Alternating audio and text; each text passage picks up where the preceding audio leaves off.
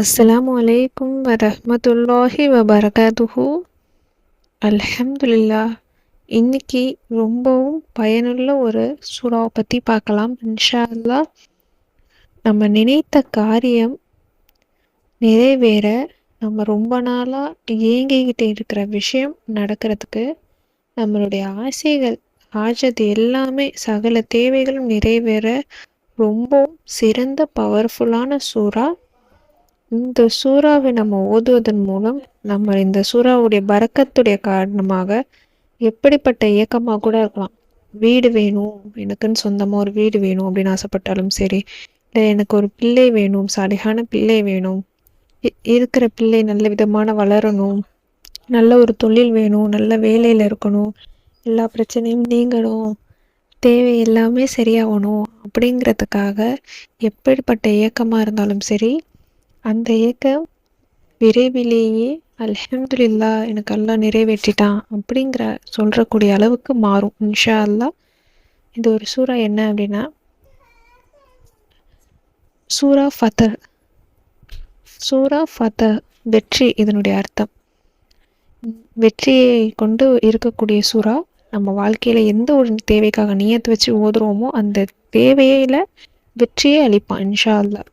பெரிய பெரிய தேவையாக கூட இருக்கலாம், நடக்குமா நடக்காதாங்கிற மாதிரி, இதெல்லாம் நம்மளால் முடியுமா, நம்மக்கிட்ட அந்தளவுக்கு வருமானம் இருக்கா, நம்மக்கிட்ட எப்படி முடியும் நம்மளால், ஆனால் எனக்கு ஒரு ஆசையாக இருக்குது இது நடக்கணும் அப்படின்ட்டு நம்ம நினச்சிட்டு இருக்கிற விஷயம் கூட அல்லாஹுடைய கிருபையால், அல்லாஹுடைய ரஹ்மத்தை கொண்டு நம்ம ஆசைப்படுற விஷயம். ரொம்ப நாளாக எனக்கு ஆசை சொந்தமாக வீடு கட்டி அந்த வீட்டில் இருக்கணும், ஆனால் அதுக்கான போதிய வசதி என்கிட்ட இல்லை, காசு சேர்க்கறதுக்கு எனக்கு ரொம்ப சிரமம், ஏன்னா எனக்கு சேலரி கம்மி, என் கணவருக்கு சேலரி கம்மி, என் பிள்ளைங்களுக்கு அப்படின்னு நீங்கள் நினச்சிட்டு இருந்தாலும் சரி, இல்லை வேறு ஏதாச்சும் ஒரு தொழில் ரீதியாகவோ இல்லை வேறு எதுக்காக இருந்தாலும் சரி, அல்லாஹை நம்பி நீங்கள் ஓதி பாருங்கள்.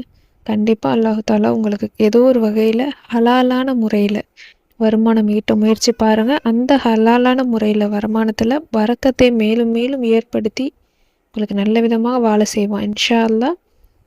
48வது சூறாவாக இடம்பெற்றிருக்கு. இதை நாம் 21 முறை ஓதணும். மொத்தம் இதில் 29 ஆயத்துக்கள் இருக்குது. மொத்தமாக இதில் 29 ஆயத்து.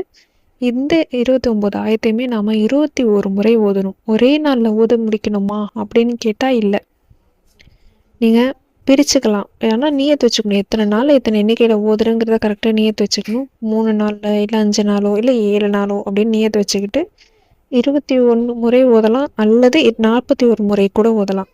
ஆனால் நியத்து உங்களால் 41 தடவை என்னால் ஓத முடியும் இத்தனை நாளில் அப்படின்னு நினச்சிங்கன்னா அப்படி கூட ஓதலாம். இல்லை என்னால் அவ்வளோ தூரம் முடியாது 21 அப்படின்னு நீங்கள் நினச்சாலும் உங்களோட ஒரு விருப்பம். ஆனால் கரெக்டாக நியத்து வச்சுட்டு தான் நீங்கள் எத்தனை நாளோ எத்தனை தடவைங்கிறத நியத்து வச்சு நீங்கள் பிரித்து உட்காந்து ஓதிக்கலாம். ஆனால் நம்மளுடைய வாழ்க்கைக்காக ஓதுறோங்கும் போது நம்ம கொஞ்சம் கூடுதலாக ஓதுறதுல எந்த ஒரு தப்பும் இல்லை. எத்தனையோ நேரம் நம்ம செலவிடுறோம், எவ்வளவோ நேரத்தை நம்ம கிடக்கிறோம். நம்மளுடைய ஃப்யூச்சருக்காக, நம்மளுடைய பிள்ளைங்களுடைய ஃப்யூச்சருக்காக, நம்மளுடைய இயக்கமாக இருக்கக்கூடிய ஒரு விஷயத்துக்கு நிறைவேற்றிக்கிறதுக்கு நம்ம ரிஸ்க் எடுக்கிறதுல எந்த தப்பும் இல்லை. நீங்கள் சுத்தமாக ஒழுவுடன் ஆரம்பிக்கணும்.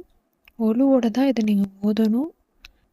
ஆரம்பிக்கிறதுக்கு முன்னாடி பிஸ்மில்லாஹிர் ரஹ்மானிர் ரஹீம் அப்படின்னு சொல்லிட்டு தான் நீங்கள் இந்த சூறா ஓத ஆரம்பிக்கணும். ஒழுவோடு நீங்கள் ஓதுங்க. அல்லாஹ் உங்களுக்கு இந்த வெற்றியின் சூறாவின் பரக்கத்தை கொண்டு உங்கள் வாழ்க்கையில் வெற்றியை தருவான். நீங்கள் ஏங்கிக்கிட்டு இருக்கிற விஷயத்த அல்ஹம்துலில்லாஹ் அப்படின்னு சொல்கிற அளவுக்கு உங்களுக்கு ஆனந்த கண்ணீரோடு இருக்கக்கூடிய அந்த சந்தோஷமான நிலைமையை விரைவிலே உங்களுக்கு தருவான் இன்ஷா அல்லாஹ். இன்னும் நம்பிக்கையோடு அல்லாஹ் மேலே முழு ஈமானோட ஓதி பாருங்கள். தொழுகையை எப்போவுமே கைவிடாமல் நீங்கள் இருங்க. 5 வேளை தொழுகைங்கிறது ரொம்ப முக்கியமானது, உகந்தது. 5 வேளை தொழுகையை நம்ம அல்லாஹ்விடம் இருக்கும்போது அந்த தொழுகையை கொண்டு நமக்கு அல்லாஹ் மேலும் ரஹ்மத்தை பரக்கத்தை அளிப்பான் இன்ஷா அல்லாஹ். அல்லாஹ்விடம் நம்ம நெருங்கிக்கிட்டே போகும்போது அல்லாஹ் நம்மக்கிட்ட நெருங்கிக்கிட்டே வருவான். அவனே அல்லாஹ் தாலாவே கூறியிருக்கான், நிச்சயமாக என்னுடைய இறைவன் என்னை கைவிட மாட்டான் இம்மையிலும் மறுமையிலும் அப்படின்னு நாம் அந்த வார்த்தையை நாம் நம்பணும். அல்லாஹ் என்னை எப்போவுமே கைவிட மாட்டான் அப்படின்ட்டு. அதே மாதிரி நூல் முஸ்லீமில் இடம்பெற்றிருக்கு 5195. அந்த ஒரு இது ஹதீஸாக இருக்குது. என்னை குறித்து என் அடியான் எப்படி நினைக்கிறானோ அப்படியே நான் அவனிடம் நடந்து கொள்வேன். அல்லாஹ் நம்ம அல்லாஹ் கிட்ட எப்படி இருக்கோமோ அதுபடி அல்லாஹ் நம்மக்கிட்ட இருப்பான். அவன்கிட்ட நம்ம நெருங்கி போகணும் அப்படின்னு நம்ம ஆசைப்பட்டா அல்லாஹும் நம்மக்கிட்ட நெருங்கி வருவான். நம்ம ஒரு அடி வந்தால் அவன் நம்மக்கிட்ட 10 அடி கிட்ட நெருங்கி வருவான். அப்படிப்பட்ட நம்மளுடைய இரட்சகன் நமக்கு பாவம் செஞ்சதை மன்னிக்கக்கூடியவன், கிருபையுடையவன். அவன் நாடியது மட்டுமே நடக்கும். எந்த ஒரு விஷயமா இருந்தாலும் சரி அவனை கொண்டு தான் நடக்கும்.